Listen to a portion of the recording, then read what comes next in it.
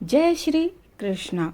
दोस्तों, पितृपक्ष के दौरान इस बात का विशेष ध्यान रखें दोस्तों, नहीं तो आपके जीवन में आएगी बहुत बड़ी समस्या। अगर यह काम किसी भी घर में महिला या कोई व्यक्ति करता है तो उसको बहुत ही ज़्यादा दुख होता है। पितृपक्ष के दौरान दोस्तों ऐसा माना जाता है कि बहुत सारी वस्तुएं होती हैं जो नहीं खरीदना चाहिए। तो आइए हम जानते हैं कि पितृपक्ष के दौरान हमें कौन सी वस्तु खरीदनी चाहिए, कौन सी वस्तु नहीं खरीदनी चाहिए दोस्तों। और पितृपक्ष शुरू हो गया है दोस्तों, यह 21 सितंबर तक रहेगा। तो आप लोग बिल्कुल भी यह गलती मत कीजिएगा और वीडियो को पूरा देखें दोस्तों, जिससे आप लोगों का कोई भी ज़रूरी बात छूट न जाए और आपके जीवन में कोई भी गंभीर समस्या ना आ पाए दोस्तों। तो आइए वीडियो के माध्यम से जान लेते हैं कि आपको कौन सी वस्तु नहीं खरीदनी है और कौन सी वस्तु खरीदनी है। और दोस्तों साथ में यह भी जानेंगे कि पितृपक्ष के दौरान यदि कोई महिला तुलसी माता को जल चढ़ा रही है तो उसको क्या लाभ या क्या हानि हो सकता है, यह भी हम जानेंगे। तो दोस्तों आइए वीडियो को शुरू करते हैं। और वीडियो शुरू करने से पहले आप लोग वीडियो को लाइक कर दीजिए और कमेंट में जय पितृदेव जरूर लिखें।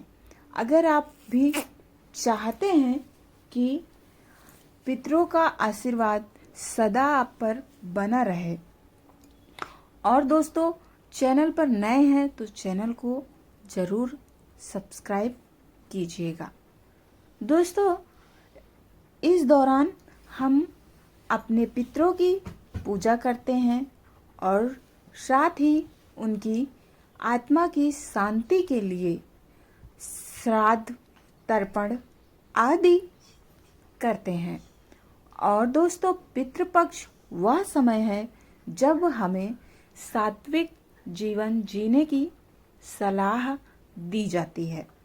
इस दौरान कई ऐसे कार्य होते हैं जिनको करने की मनाही होती है, जैसे इस अवधि में मांस मदिरा का सेवन नहीं करना चाहिए और साथ ही लहसुन प्याज जैसे तामसिक प्रवृत्ति की चीज़ों को भी नहीं खाना चाहिए।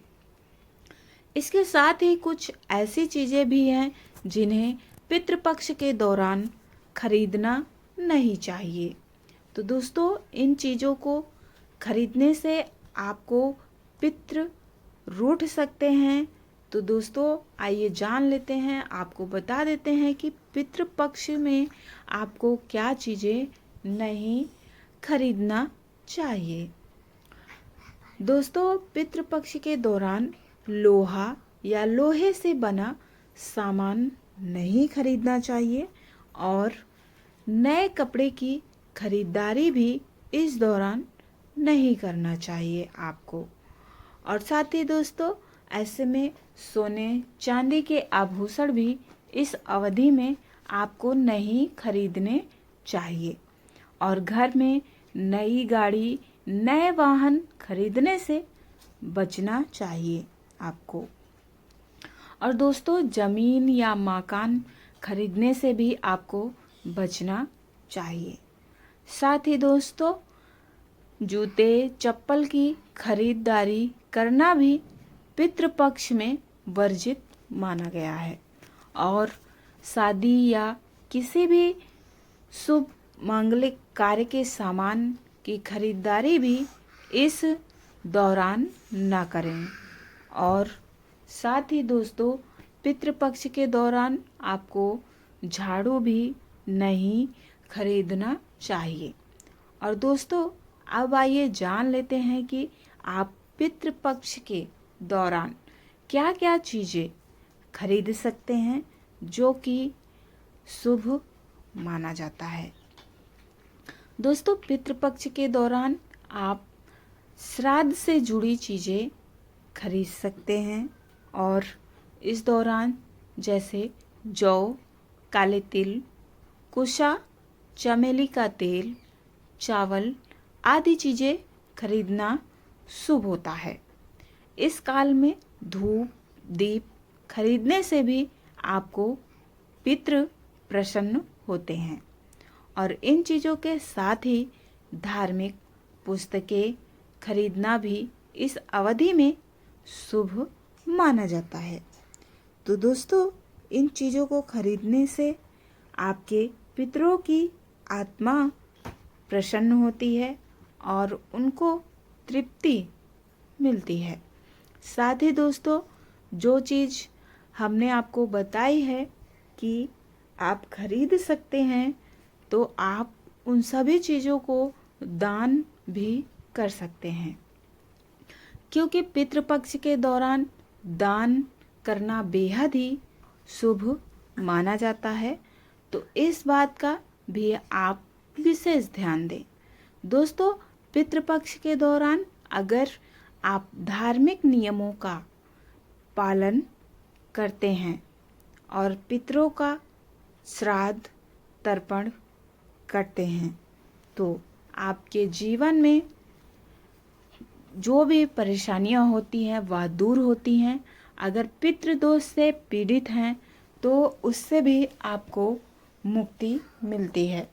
और साथ ही दोस्तों अब आइए जान लेते हैं कि तुलसी माता को जल चढ़ाना चाहिए कि नहीं पितृपक्ष के दौरान। दोस्तों हर सिक्के के दो पहलू होते हैं, तो हम आपको बता दें कि सकारात्मक चीज़ों पर पहले बात करते हैं। जो भी महिला पितृपक्ष के दौरान सुबह उठकर तुलसी माता को जल अर्पित करते हैं तो वह इस बात का विशेष ध्यान दें कि दोस्तों जल जब भी तुलसी माता को चढ़ाएं तो कोशिश करें कि हमेशा जल को शुभ मुहूर्त में ही चढ़ाएं। दोस्तों शुभ मुहूर्त यानी ब्रह्म मुहूर्त में ही जल चढ़ाना बेहद शुभ माना जाता है, क्योंकि दोस्तों कुछ महिलाएं होती हैं जो कि दिन भर में कभी भी नहा के जल चढ़ा देती हैं, दोपहर शाम। तो ऐसा नहीं करना है। आपको जब भी जल चढ़ाएं आप सुबह ब्रह्म मुहूर्त में ही जल चढ़ाएं, जिसका फल आपको बहुत ही जल्द प्राप्त होता है। और दोस्तों सिर्फ पितृपक्ष के दौरान ही नहीं, आपको अन्य दिनों में भी तुलसी माता को ब्रह्म मुहूर्त में ही जल अर्पित करना चाहिए। इससे जो भी नकारात्मक ऊर्जा होती है दोस्तों, जब भी आप तुलसी माता को जल अर्पित करते हैं तो आपके घर में कंपन होता है और नकारात्मक ऊर्जा बाहर होती है और सकारात्मक ऊर्जा घर में वास होता है और घर में इससे लक्ष्मी माता का भी सदैव वास बना रहता है। दोस्तों घर में सदा इन बातों का ध्यान रखना चाहिए। तो दोस्तों उम्मीद करती हूँ कि आपको पितृपक्ष के दौरान क्या करना चाहिए क्या नहीं करना चाहिए इन सभी बातों को अच्छे से समझ गए होंगे।